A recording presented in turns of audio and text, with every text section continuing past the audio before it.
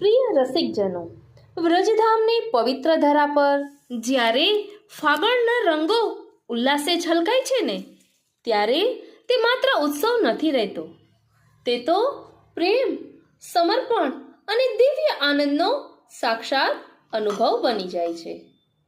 વૃંદાવનમાં રમાતી હોળી એ કોઈ સામાન્ય રંગરમાટ નહીં, પરંતુ ભક્ત હૃદયમાં પ્રસ્ફુટિત થતો પરબ્રહ્મનો પરમ ઉત્સવ છે.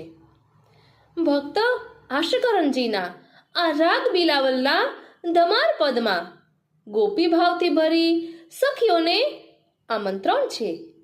ચાલો વૃંદાવન જઈએ, જ્યાં મોહન પોતાના સખા સખીઓ સાથે રંગ રંગેલી હોળી રમી રહ્યા છે.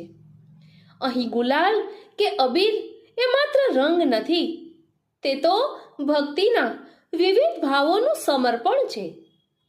ચંદનનો શીતળ સ્પર્શ નિર્ગુણ ભક્તિનો સંકેત છે, તો કેસરિયા છાંટા પ્રગટ પ્રેમ રસની અભિવ્યક્તિ છે.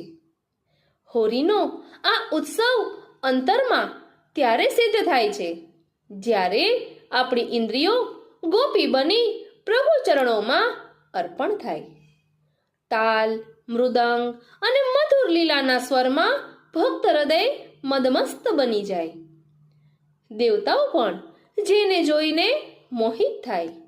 એવી આ અલૌકિક લીલાનો રસ રાજા આશકરણજીના શબ્દોમાં જીવંત થાય છે. તો ચાલો આ પદના માધ્યમથી વ્રજ રસમાં એકાગ્ર થઈએ અને સર્વસ્વ સમર્પણના આ રંગોત્સવમાં આંતરિક હોળી ઉજવીએ.